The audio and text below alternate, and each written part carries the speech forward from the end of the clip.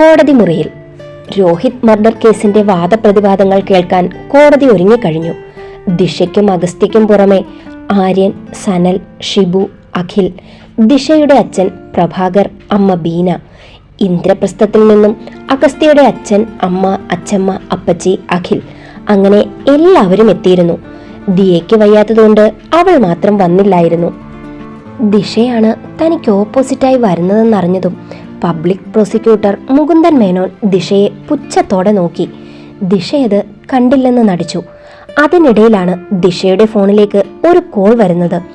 ആദ്യം അവളത് ഇഗ്നോർ ചെയ്തപ്പോൾ അടുത്ത നിമിഷം തന്നെ അതേ നമ്പറിൽ നിന്നും ഒരു വോയിസ് മെസ്സേജ് വന്നതും അവൾ അത് തുറന്ന് തൻ്റെ ഫോൺ ചെവിയോടടുപ്പിച്ചു. അതിലെ ശബ്ദരേഖ ദിശയെ അസ്വസ്ഥയാക്കി. അത് ശ്യാമയുടെ വോയിസ് മെസ്സേജ് ആയിരുന്നു. ദിയയെയും അവളുടെ വയറ്റിലുള്ള കുഞ്ഞിനെയും താൻ കൊല്ലാൻ പോകുവാണെന്നും പറഞ്ഞുകൊണ്ട് ഭീഷണിയുടെ സ്വരത്തിൽ ഒരു മെസ്സേജ്. ദിയ ഇന്ദ്രപ്രസ്ഥം തറവാട്ടിൽ തനിച്ചാണെന്ന് ഓർക്കവേ ദിശയുടെ ഉള്ളിൽ ആദ്യം നിറഞ്ഞു. ആ നിമിഷം അവൾക്ക് എന്ത് ചെയ്യണമെന്ന് അറിയാതായി.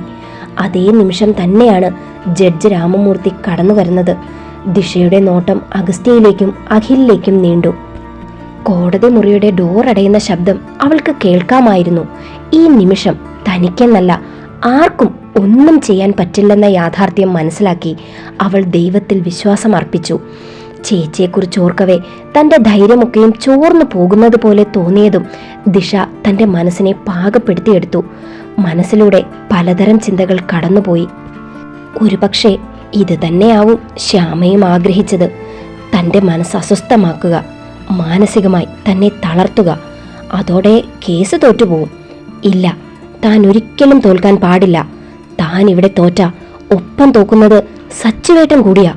ദിശ തൻ്റെ മനസ്സിനെ പറഞ്ഞു പഠിപ്പിച്ചുകൊണ്ടിരുന്നു. ഒന്ന് കണ്ണടച്ച് ദീർഘമായി നിശ്വസിച്ചുകൊണ്ട് പതിയെ അവൾ കണ്ണു തുറന്ന് ധൈര്യം സംഭരിച്ചു. ദിശയുടെ ചേഷ്ടകളൊക്കെയും കുറച്ചകലെ നിന്ന് വീക്ഷിച്ചുകൊണ്ടിരുന്ന അഗസ്ത്യ അവൾക്ക് നേരെ ചോദ്യഭാവത്തിൽ പുരികം പൊക്കിയതും ഒന്നുമില്ലെന്ന പോലെ അവൾ തലയനക്കി. റിലാക്സ് എന്ന പോലെ അഗസ്ത്യ കണ്ണു ചിമ്മി കാണിച്ചതും ദിശ കൃത്രിമ പുഞ്ചിരി വരുത്തി. ജഡ്ജ് കോടതി മുറിയിലേക്ക് പ്രവേശിച്ചതിന് പിന്നാലെ കേസ് വിളിച്ചു. അഡ്വക്കേറ്റ് മുകുന്ദൻ മേനോൻ ദിശയെയും അഗസ്ത്യയെയും പ്രതി ചേർക്കുന്ന വിധത്തിൽ വാദിച്ചുകൊണ്ട് തന്റെ ജോലി ഭംഗിയായി നിർവഹിച്ചു. കൃത്രിമ തെളിവുകളും കള്ളസാക്ഷികളും കോടതി മുറിയിൽ ഹാജരാക്കി. കൂട്ടത്തിൽ രോഹിത്തിന്റെ അച്ഛൻ എന്ന വാദം ഉന്നയിച്ചുകൊണ്ട് അഗസ്ത്യയ്ക്കും ദിശയ്ക്കും നേരെ കൊലക്കുറ്റം ചുമത്തിയ ഡ്യൂപ്ലിക്കേറ്റ് രഘുലാൽ ചൗധരിയെ കോടതിക്ക് മുൻപിൽ ഹാജരാക്കാൻ ജഡ്ജ് നിർദ്ദേശിച്ചതും ആ നിമിഷം അയാളെ ഹാജരാക്കാൻ എതിർഭാഗത്തിനായില്ല. രഘുലാൽ ചൗധരി എവിടെയാണെന്ന ചോദ്യം ജഡ്ജിന്റെ ഭാഗത്തു നിന്ന് വന്നതും അയാൾ എവിടെ പോയി എന്ന പോലെ മുകുന്ദൻ പലരെയും മാറി മാറി നോക്കി. അയാൾ വരില്ല.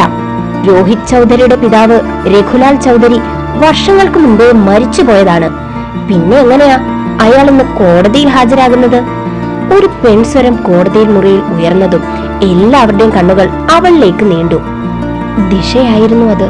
ജഡ്ജിന്റെ നോട്ടം ദിശയിൽ ചെന്നെത്തിയതും ഒരു വേള അയാളുടെ കണ്ണുകൾ വിടർന്നു. അന്നൊരിക്കൽ അഗസ്ത്യയ്ക്ക് വേണ്ടി ഇതുപോലെ ദിശ കേസ് വാദിച്ചപ്പോ ജഡ്ജായിരുന്നത് രാമമൂർത്തി തന്നെയായിരുന്നു. കുട്ടി, ഇത് കോടതിയാണ്. കോടതിയിൽ അതിൻ്റെതായ ചിട്ടകളുണ്ടെന്ന് കുട്ടിക്ക് അറിയില്ല എന്നുണ്ടോ? ജഡ്ജ് രാമമൂർത്തി വളരെ ശാന്തമായ സ്വരത്തിലാണ് ദിശയോട് പറഞ്ഞത്. ബഹുമാനപ്പെട്ട കോടതി എന്നോട് ക്ഷമിക്കണം. കോടതിയെ അവഹേളിക്കാൻ വേണ്ടിയല്ല ഞാനത് പറഞ്ഞത്. ഞാൻ പറഞ്ഞത് സത്യമാണ്. ദാ ഈ ഫോട്ടോയിൽ കാണുന്നതാണ് കൊല്ലപ്പെട്ട രോഹിത് ചൗധരിയുടെ പിതാവ് രഘുലാൽ ചൗധരി. ഈ നിൽക്കുന്നത് അദ്ദേഹത്തിന്റെ ഭാര്യ സുധാ ചൗധരി. ഇരുവരും വർഷങ്ങൾക്ക് മുൻപേ ഒരു ആക്സിഡന്റിൽ മരിച്ചു പോയതാ. തന്റെ കയ്യിലുള്ള ഫോട്ടോ ഉയർത്തിക്കാട്ടിക്കൊണ്ട് ദിശ പറഞ്ഞു. രോഹിത്തിനൊപ്പമുള്ള ഫോട്ടോ ആയിരുന്നു അത്. ഇത് ഇരുവരും മരണപ്പെട്ടു എന്നതിനുള്ള തെളിവുകളാണ്.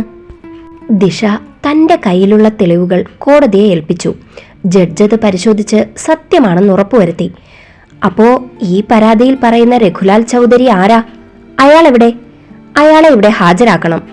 കോടതി വീണ്ടും ആവശ്യപ്പെട്ടതും ആര്യൻ അയാളുമായി കോടതിക്ക് മുന്നിൽ പ്രത്യക്ഷപ്പെട്ടു. അയാളുടെ ശരീരത്തിലെ പരിക്കുകൾ കണ്ടതും ജഡ്ജ് ആര്യനെ വല്ലാത്ത ഭാവത്തിലൊന്ന് നോക്കി. സോറി സർ, സത്യം പറയിപ്പിക്കാൻ വേണ്ടി ഇങ്ങനെയൊക്കെ വേണ്ടി വന്നു സർ. ആര്യന്റെ വെളിപ്പെടുത്തൽ കേട്ട് രാമമൂർത്തി അമർത്തി ഒന്ന് മൂളി. കൊല്ലപ്പെട്ട രോഹിത് തന്റെ മകനാണോ? ജഡ്ജിന്റെ ചോദ്യത്തിന് അയാൾ അല്ലെന്ന് മറുപടി പറഞ്ഞു. പിന്നെന്തിനാണ് താൻ ഇതുപോലൊരു കള്ളപ്പരാതി നൽകിയത്? ജഡ്ജിന്റെ ചോദ്യം കേട്ട് അന്നേരം അയാൾ മൗനം പാലിച്ചുവെങ്കിലും വീണ്ടും കോടതി ചോദ്യം ആവർത്തിച്ചതും അയാളുടെ കണ്ണുകൾ പലരിലേക്കും നീണ്ടു. ആ നിമിഷം പബ്ലിക് ഗാലറിയിൽ ഇരിക്കുന്ന ചില മുഖങ്ങളിൽ ഭയം നിറഞ്ഞു. എന്താ നിങ്ങളുടെ പേര്? രാമമൂർത്തി ചോദിച്ചു. മോഹൻദാസ്. മോഹൻദാസ് ആരെങ്കിലും ഭയക്കുന്നുണ്ടോ? ഇവിടെ അങ്ങനെ ആരെയും ഭയക്കേണ്ട ആവശ്യമില്ല. ഉള്ളതുപോലെ പറയാം. ജഡ്ജിന്റെ വാക്കുകൾ മോഹൻദാസിന് ധൈര്യം പകർന്നു. അയാൾ പറയാൻ തുടങ്ങി. പണം നൽകി അയാൾ എന്നെ കൊണ്ട് പലതും പറയിപ്പിച്ചതാ സാറേ. ഈ നിൽക്കുന്ന ദിശ എന്ന പെൺകുട്ടിയെയും DCP അഗസ്ത്യ സാറിനെയും പറ്റി മോശമായി പറഞ്ഞ പണം തരാമെന്ന് അയാൾ പറഞ്ഞപ്പോ ഞാൻ അതുപോലെ ചെയ്യുകയായിരുന്നു. എന്നോട് ക്ഷമിക്കണം സാറേ, തെറ്റുപറ്റിപ്പോയി. മോഹൻദാസ് കൈകൾ കൂപ്പിക്കൊണ്ട് പറഞ്ഞു. Objection your honour. Advocate Mukundan എഴുന്നേറ്റ് നിന്ന് പറഞ്ഞു. ഈ നിൽക്കുന്ന DCP ഇയാളെ തല്ലിച്ചതച്ച് ഭീഷണിപ്പെടുത്തി പറയിച്ചതാ ഇതൊക്കെയും. മുകുന്ദൻ അഗസ്ത്യയെ ദേഷ്യത്തോടെ നോക്കിക്കൊണ്ട് പറഞ്ഞു. Objection over ruled. Mister Mukundan, താങ്കൾക്ക് അവിടെ ഇരിക്കാം. അഡ്വക്കേറ്റ് മുകുന്ദന്റെ എതിർപ്പ് ജഡ്ജ് തള്ളിക്കളഞ്ഞു. കാര്യങ്ങൾ കൈവിട്ടു പോകുമെന്ന് തോന്നിയതും അഡ്വക്കേറ്റ് മുകുന്ദൻ സംഭവം വഴിതിരിച്ചു വിടാൻ ശ്രമിച്ചതാണ്. ഇയാളെ തല കുനിച്ചുകൊണ്ട് തന്റെ ചെയറിലേക്കിരുന്നതും അഗസ്ത്യയിൽ പുച്ഛം നിറഞ്ഞു. ഇത് നിങ്ങളെ ആരെങ്കിലും തല്ലി പറയിപ്പിച്ചതാണോ? രാമമൂർത്തി മോഹൻദാസിനോട് ചോദിച്ചു. അല്ല, ഞാൻ പറയുന്നത് സത്യമാ ജഡ്ജി സാറേ. അയാൾ എനിക്ക് പണം തന്നതിനനുസരിച്ച് ഞാൻ ഓരോന്ന് പറഞ്ഞതാ, അല്ലാതെ DCP എന്നെ കൊണ്ട് പറയിപ്പിച്ചതല്ല ഇതൊന്നും. ജഡ്ജ് ദിശയ്ക്ക് തുടരാൻ അനുമതി നൽകി. ദിശ മോഹൻദാസിന് നേരെ തിരിഞ്ഞു. ആരാണ് ഈ അയാൾ? അയാളിപ്പോ ഇവിടെ ഉണ്ടോ? ഇല്ല, അയാൾ ഇവിടെ ഇല്ല. അയാൾ ആരാണെന്നോ എന്താണെന്നോ പേരോ ഒന്നും എനിക്കറിയില്ല. പക്ഷേ എനിക്ക് അയാളെ കണ്ടാലറിയാം, മോഹൻദാസ് വ്യക്തമാക്കി. താങ്കൾ ചെയ്തത് എത്ര വലിയ തെറ്റാണെന്ന് അറിയുമോ മോഹൻദാസ്? തെറ്റ് ചെയ്തവൻ ആരായാലും ശിക്ഷിക്കപ്പെടും. രാമമൂർത്തി മോഹൻദാസിനെ നോക്കി അത്രയും പറഞ്ഞുകൊണ്ട് ദിശയ്ക്ക് നേരെ തിരിഞ്ഞു. കുട്ടിക്ക് ഇനി എന്തെങ്കിലും പറയാനുണ്ടോ? Yes your honour. ഈ കേസിൽ എനിക്ക് വേണ്ടി ഞാൻ തന്നെയാണ് വാദിക്കുന്നത്. അതിന് ബഹുമാനപ്പെട്ട കോടതി എനിക്ക് അനുമതി നൽകണം. Defence council. Yes, you can proceed. Thank you your honour. എന്റെ പേര് ദിശ. നേരത്തെ ദിശ പ്രഭാകർ ആയിരുന്നു. ഇപ്പോ ദിശ അഗസ്ത്യയാണ്. ഈ പറയുന്ന പ്രഭാകർ എന്റെ അച്ഛനും അഗസ്ത്യ ഭർത്താവുമാണ്. രോഹിത് മർഡർ കേസ് എന്നെ പ്രതി ചേർത്തുകൊണ്ടാണ് മുന്നോട്ട് കൊണ്ടുപോയിരിക്കുന്നത്. പബ്ലിക് പ്രോസിക്യൂട്ടർ മുകുന്ദൻ സാർ വാദിച്ചത് അങ്ങും കേട്ട് കാണുമല്ലോ. ഈ നിൽക്കുന്ന ദിശ അഗസ്ത്യ എന്ന ഞാൻ കൊല്ലപ്പെട്ട രോഹിതിന്റെ ഭാര്യയായിരുന്നു എന്നും പിന്നീട് ഞാൻ അയാളെ വഞ്ചിച്ചു രണ്ടാം വിവാഹം കഴിച്ചു എന്നും ഞാനും എന്റെ ഭർത്താവായ അഗസ്ത്യയും ചേർന്നിട്ടാണ് രോഹിതിനെ കൊന്നതെന്നുമാണ് അച്ഛനെന്ന പേരും പറഞ്ഞ് ഇയാൾ പോലീസിന് പരാതി നൽകിയത്. അതിനെ ശരിവെക്കും പോലെ ആയിരുന്നു പിന്നീട് ഇവിടുത്തെ പോലീസിന്റെ കേസ് അന്വേഷണം. ഇതിന് പിന്നിൽ വൻ ഗൂഢാലോചന നടന്നിട്ടുണ്ട് എന്നെനിക്ക് സംശയമുണ്ട്. നേരത്തെ കേസ് അന്വേഷിച്ചിരുന്ന DCP അഗസ്ത്യയെ ഈ കേസ് അന്വേഷണത്തിൽ നിന്നും മാറ്റിയതിന് പിന്നിലും മുകളിൽ നിന്നും ആരുടെയൊക്കെയോ കരങ്ങൾ ശക്തമായി പ്രവർത്തിച്ചിട്ടുണ്ട്. എനിക്ക് എൻ്റെയും എൻ്റെ ഭർത്താവിൻ്റെയും നിരപരാധിത്വം ഈ കോടതിക്ക് മുൻപാകെ ബോധിപ്പിക്കണം. ഞാനൊരു അഡ്വക്കേറ്റ് അല്ല, ബാർ കൗൺസിലർ മെമ്പറും. ഇതുപോലെ മുൻപൊരിക്കൽ ഞാൻ അങ്ങയുടെ മുൻപിൽ കേസ് വാദിച്ചിട്ടുണ്ട്. ആ ധൈര്യത്തിന്റെ പുറത്താണ് ഞാനിന്നിവിടെ നിൽക്കുന്നത്. ബഹുമാനപ്പെട്ട കോടതി എന്റെ ആവശ്യം തള്ളിക്കളയുന്നില്ലെന്ന് ഞാൻ വിശ്വസിക്കുന്നു. Yes, you can proceed. നിനക്ക് പറയാനുള്ളത് മുഴുവൻ ധൈര്യമായി ഇവിടെ പറയാം. രാമമൂർത്തി ദിശയ്ക്ക് പിന്തുണ നൽകി. Thank you your honour. ആദ്യം ഞാൻ എന്നെക്കുറിച്ച് പറയാം. പലർക്കും ഇപ്പോഴും സംശയമാണ് ഞാൻ രോഹിതിന്റെ ഭാര്യയാണോ അതോ അഗസ്ത്യയുടെ ഭാര്യയാണോ എന്നത്. രണ്ടുപേരുടെയും ഭാര്യയാണെന്നും പലരും വരുത്തി തീർത്തിട്ടുണ്ട്. അതറിയാൻ കുറച്ചു വർഷങ്ങൾ പിറകിലോട്ട് പോകണം. ഏകദേശം 21 വർഷങ്ങൾ പിറകിലേക്ക് പോകണം. അതായത് എൻ്റെ അമ്മ എനിക്ക് ജന്മം നൽകിയ ആ ദിവസങ്ങളിലേക്ക്. ഞാൻ വളർന്നതും അറിയപ്പെടുന്നതും പ്രഭാകരന്റെയും ബീനയുടെയും മകളായിട്ടാണെങ്കിൽ ഞാൻ ഈ ഭൂമിയിലേക്ക് പിറന്നു വീണത് ഇതേ പ്രഭാകരന്റെ സഹോദരി ദേവിയുടെയും മുംബൈ സ്വദേശിയായ പ്രേമിന്റെയും മകളായിട്ടാണ്. ദിശയുടെ വെളിപ്പെടുത്തലിൽ പല മുഖങ്ങളിലും ഞെട്ടൽ. അഗസ്ത്യയുടെ വീട്ടുകാരും കണ്ണുകൾ പ്രഭാകറിലേക്ക് നീണ്ടു. പ്രഭാകരും ബീനയും ആർക്കും മുഖം കൊടുക്കാനാവാതെ വേദനയോടെ തല കുനിച്ച് നിൽപ്പുണ്ട്. രേണു രുക്മിണിയെ തോണ്ടി എന്തൊക്കെയോ മുറുമുറുപ്പ് തുടങ്ങിയതും രുക്മിണി രേണുവിന്റെ തുടയിൽ പിച്ചി. അന്നേരം രേണു വായും പൂട്ടി അടങ്ങിയിരുന്നു. ഞാനല്ല, ഞങ്ങൾ, അങ്ങനെ വേണം പറയാൻ. ഞങ്ങൾ ഇരട്ടകളായിരുന്നു. അവളാ ആദ്യം ജനിച്ചത്. വേണമെങ്കിൽ എന്റെ ചേച്ചി എന്ന് പറയാം. അങ്ങനെ പറയാൻ മാത്രം. പിന്നീട് ഞങ്ങൾ തമ്മിൽ ഒരു ബന്ധവും ഇല്ലായിരുന്നു. എന്തിന്, ഞാൻ ഇന്നേ വരെ അവളെ കണ്ടിട്ട് പോലുമില്ല. അങ്ങനെ ഒരു സഹോദരി ഉണ്ടെന്നും ഞാൻ എൻ്റെ പ്രിയപ്പെട്ട അച്ഛനായ പ്രഭാകരന്റെ മകളല്ലെന്നും അറിയുന്നത് പോലും കുറച്ചു വർഷങ്ങൾക്ക് മുൻപാണ്. ഒന്നും അറിയിക്കാതെ സ്വന്തം മകളെക്കാളേറെ സഹോദരിയുടെ മകളായ എന്നെ സ്നേഹിച്ച് ഒരു കുറവും അറിയിക്കാതെ വളർത്തിയ എൻ്റെ അച്ഛനോട് എനിക്കിന്ന് സ്നേഹവും ബഹുമാനവും കൂടിയതേ ഉള്ളൂ.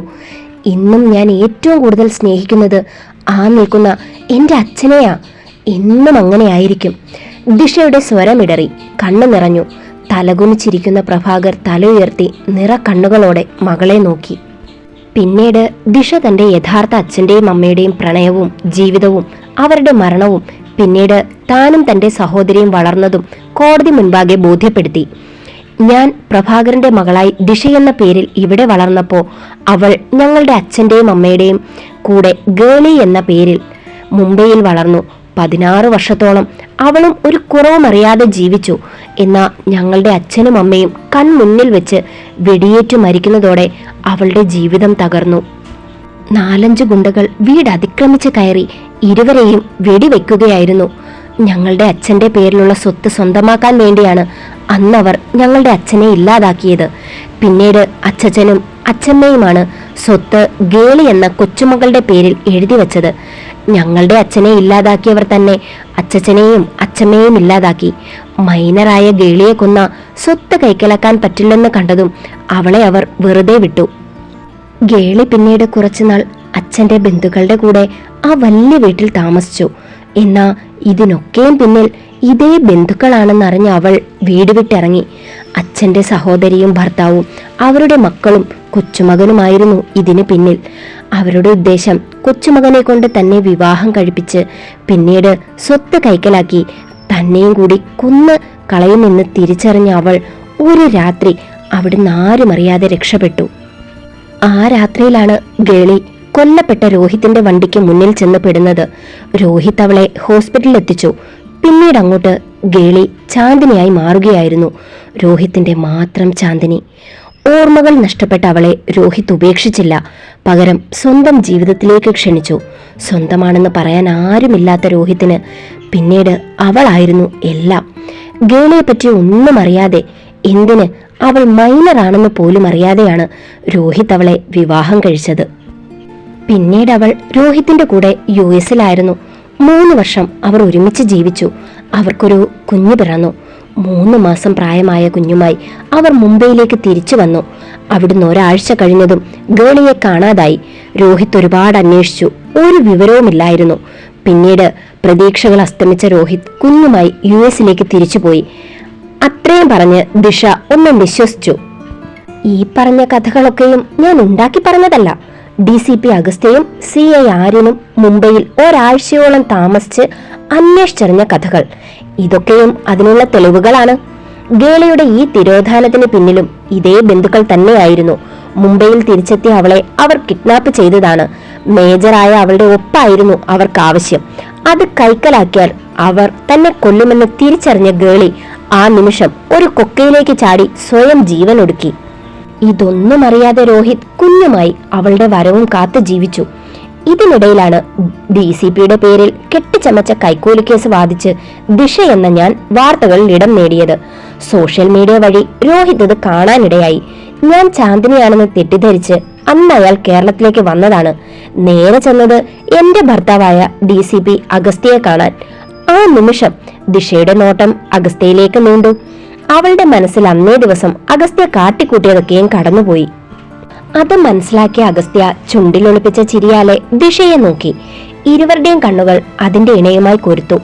ആ നിമിഷം ദിഷ പെട്ടെന്ന് നോട്ടം മാറ്റിക്കളഞ്ഞു. ശേഷം തുടർന്നു. അന്ന് രോഹിതിന്റെ തെറ്റിദ്ധാരണകളൊക്കെ മാറ്റിയത് DCP തന്നെയായിരുന്നു. ഞാൻ ആരാണെന്ന കാര്യം DCPക്ക് നേരത്തെ അറിയായിരുന്നു. രോഹിതിന് പിന്നാലെ എന്നെ അന്വേഷിച്ച് മുംബൈയിൽ നിന്നും വേറെ കുറച്ചു പേരുമെത്തി. എന്നാ അവർക്കറിയായിരുന്നു ഞാൻ ഗേളിയല്ലെന്ന്. ഞാൻ ഗേളിയാണെന്ന് വരുത്തി തീർത്ത് ഗേളിയിൽ നിന്നും കിട്ടാതെ പോയ സൈൻ എന്നിലൂടെ നേടിയെടുക്കണം. അതായിരുന്നു അവരുടെ ആവശ്യം. അതിനവർ പലതവണ ശ്രമിച്ചിട്ടുണ്ട്. മുംബൈയിൽ നിന്നും അവർ അതിനുവേണ്ടി ഒരു ഗുണ്ടയെ ഇറക്കുകയും ചെയ്തിരുന്നു. എനിക്ക് നേരെ പലതവണ വന്ന കിഡ്നാപ്പിംഗ് അതിനുള്ള സൂചനയായിരുന്നു. നാളുകൾക്ക് മുൻപ് സത്യങ്ങളൊക്കെയും അറിയാൻ വേണ്ടി മുംബൈയിൽ ചെന്ന DCP അഗസ്ത്യ പലരിൽ നിന്നും ചോദിച്ചറിഞ്ഞ് എല്ലാം അന്വേഷിച്ച് തെളിവുകളൊക്കെയും ശേഖരിച്ച് അതൊക്കെയും മുംബൈ പോലീസിന് കൈമാറിയിട്ടാണ് നാട്ടിലേക്ക് മടങ്ങിയത്. തെറ്റ് ചെയ്തവർ അതിനുള്ള ശിക്ഷ ലഭിക്കുകയും ചെയ്തു. ഇനി നമുക്ക് രോഹിത്തിലേക്ക് വരാം. ഈ ഫോട്ടോയിൽ കാണുന്ന രഘുലാൽ ചൗധരി, സുധാ ചൗധരിയും രോഹിത്തിന്റെ യഥാർത്ഥ മാതാപിതാക്കളല്ലായിരുന്നു. 2 വയസ്സ് മാത്രം പ്രായമായ കുഞ്ഞു രോഹിത്തിനെ ട്രെയിനിൽ വെച്ച് കിട്ടിയതാണ് അവർക്ക്. പിന്നീട് സ്വന്തം കുഞ്ഞായി വളർത്തി. പാലക്കാട്ടിലെ ഉൾഗ്രാമത്തിലെ അഗ്രഹാരത്തിൽ ജനിച്ചു വളർന്ന സീതാലക്ഷ്മിയാണ് രോഹിത്തിന്റെ യഥാർത്ഥ അമ്മ. ആ പേര് കേട്ടതും അശോക് ഒന്ന് നടുങ്ങി. സീതാലക്ഷ്മി ജീവനേക്കാളേറെ ഒരാളെ സ്നേഹിച്ചിരുന്നു. പകരം കിട്ടിയ സമ്മാനമാണ് രോഹിത്. അവിവാഹിതയായ ബ്രാഹ്മൺ സ്ത്രീ ഗർഭിണിയായ എന്താ ഉണ്ടാവുക? നാട്ടിൽ നിന്നും വീട്ടിൽ നിന്നും അവൾക്ക് പടിയിറങ്ങേണ്ടി വന്നു. എന്നിട്ടും അവൾ ആ കുഞ്ഞിനെ വേണ്ടെന്ന് വെച്ചില്ല.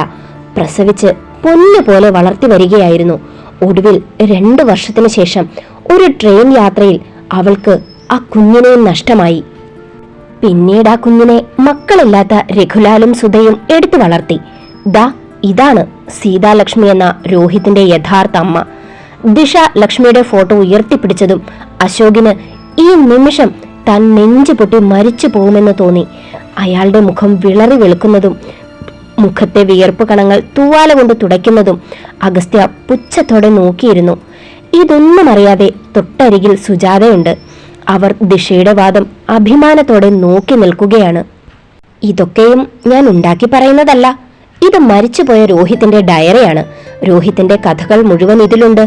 മരിക്കുന്നതിന് മുൻപ് രോഹിത് ഇവിടെ താമസിച്ചിരുന്ന വീട്ടിലെ ഉടമസ്ഥൻ ജോസഫിന്റെ കയ്യിൽ ഏൽപ്പിച്ചതാണ് ഈ ഡയറി. രോഹിത് അയാളോട് ഇത് DCP അഗസ്ത്യയെ ഏൽപ്പിക്കാൻ പറഞ്ഞിരുന്നു. വേണമെങ്കിൽ കോടതിക്ക് ഇക്കാര്യം ജോസഫിനോട് നേരിട്ട് ചോദിച്ചറിയാം. ജോസഫിനെ കോടതിക്ക് മുൻപിൽ ഹാജരാക്കിയതും അയാൾ ഇക്കാര്യം സമ്മതിച്ചു. ഈ ഡയറിയും തെളിവുകളും കോടതിക്ക് പരിശോധിക്കാം. ദിശ രോഹിത്തിന്റെ ഡയറി കോടതി ഗുമസ്തന് കൈമാറി. അയാളത് ജഡ്ജിയെ ഏൽപ്പിച്ചു. ജഡ്ജ് അത് പരിശോധിച്ച് അതിലെ പ്രസക്ത ഭാഗങ്ങൾ വായിച്ചു. ഇതിലെവിടെയും രോഹിത് തന്റെ യഥാർത്ഥ അച്ഛനെ പറ്റി പറയുന്നില്ലല്ലോ. രാമമൂർത്തിയുടെ ചോദ്യം തീച്ചൂള പോലെ അശോകിന്റെ നെഞ്ചിൽ തറച്ചു. യുവർ ഓണർ, അതിന് അയാൾക്കറിയില്ലല്ലോ അതാരാണെന്ന്. അത് സീതാലക്ഷ്മിക്ക് മാത്രമേ അറിയുള്ളൂ. ദിശ അതും പറഞ്ഞ് അശോകിന് നേരെ നോട്ടം പായിച്ചു. ദിശയുടെ ആ കൊള്ളിച്ചുള്ള പറച്ചിലും നോട്ടവും മതിയായിരുന്നു അശോകിന് ബാക്കിയൊക്കെ മനസ്സിലാകാൻ. എന്നിട്ടും രോഹിത്തിന്റെ കൊലയാളി ആരാണെന്ന് ഇതുവരെയും വക്കീൽ കൊച്ചു പറഞ്ഞില്ലല്ലോ. രാമമൂർത്തി ദിശയെ നോക്കി സ്നേഹം കലർന്ന സ്വരത്തിൽ പറഞ്ഞു. യുവർ ഓണർ, അതാണ് ഇനി പറയാൻ പോകുന്നത്. ദിശ ജഡ്ജിന് നേരെ തിരിഞ്ഞു. ഈ മാസം 2-ാം തീയതിയാണ് രോഹിത് മുംബൈയിലേക്കാണെന്നും പറഞ്ഞ് രാത്രി 7 മണിക്ക് വീട്ടിൽ നിന്നും ഇറങ്ങുന്നത്. 9-ാം തീയതിയാണ് രോഹിത്തിന്റെ ബോഡി ഇവിടെ അടുത്തുള്ള ക്വാറിയോട് ചേർന്നുള്ള വെള്ളക്കെട്ടിൽ നിന്നും പോലീസ് കണ്ടെടുക്കുന്നത്. ബോഡിക്ക് ഒരാഴ്ചത്തെ പഴക്കമുള്ളതിനാൽ ബോഡി തിരിച്ചറിയാൻ പറ്റാത്ത നിലയിൽ അഴുകിയ നിലയിലായിരുന്നു. തന്റെ കുഞ്ഞിനെ വീട്ടുടമസ്ഥനായ ജോസഫിനെ ഏൽപ്പിച്ചിട്ടാണ് രോഹിത് മുംബൈയിലേക്കാണെന്നും പറഞ്ഞ് ഇവിടുന്ന് പോയത്. 8-ാം തീയതിയാണ് ജോസഫ് രോഹിത്തിനെ കുറിച്ച് ഒരറിവുമില്ലെന്ന് പറഞ്ഞ് പോലീസിൽ പരാതി നൽകുന്നത്. അന്ന് തന്നെയാണ് തിരിച്ചറിയാൻ പറ്റാത്ത നിലയിൽ കാട്ടിൽ നിന്നും ഒരു 20 വയസ്സ് പ്രായം തോന്നിക്കുന്ന സ്ത്രീയുടെ മൃതദേഹം പോലീസ് കണ്ടെടുത്തത്. ഇന്നേ വരെ ആ സ്ത്രീ ആരാണെന്നോ എങ്ങനെ മരിച്ചുവെന്നോ ഈ പറയുന്ന അന്വേഷണ സംഘം കണ്ടെത്തിയിട്ടില്ല. പിറ്റേന്നാണ് രോഹിത്തിന്റെ ബോഡി കണ്ടെടുക്കുന്നത്. ഒരു തെളിവ് പോലും അവശേഷിക്കാതെ നടത്തിയ 2 കൊലപാതകങ്ങൾ. അന്വേഷണ ചുമതലയിലായിരുന്ന DCP അഗസ്ത്യയെ ആദ്യം ഇത്തിരി വട്ടം കറക്കിയെങ്കിലും പിന്നീട് സത്യം മറനീക്കി പുറത്തു വരാൻ വേണ്ടി ദൈവം കരുതി വെച്ചൊരു തെളിവുണ്ടായിരുന്നു. അതായിരുന്നു കൊല്ലപ്പെട്ട രോഹിത്തിന്റെ ഈ ഫോൺ. സ്ട്രീറ്റ് ഫോട്ടോഗ്രാഫർ സനൽ മുഖേന അത് കൃത്യമായി DCP അഗസ്ത്യയുടെ കയ്യിലെത്തപ്പെട്ടു. പിന്നീട് സനലിനെ കോടതി മുൻപാകെ ഹാജരാക്കുകയും രോഹിത്തിന്റെ ഫോൺ എങ്ങനെ തനിക്ക് കിട്ടിയെന്നും സനൽ കോടതിയിൽ വ്യക്തമാക്കി. അതോടൊപ്പം സനൽ തന്റെ ക്യാമറയിൽ പകർത്തിയ വീഡിയോ കൂടി കോടതിക്ക് മുൻപാകെ ഹാജരാക്കി. സംഭവം നേരിൽ കണ്ട സനൽ അപ്പോൾ തന്നെ ഇത് പോലീസിനെ അറിയിക്കാൻ വേണ്ടി തൊട്ടരികിലെ പോലീസ് സ്റ്റേഷനിൽ ചെന്നതാണ്.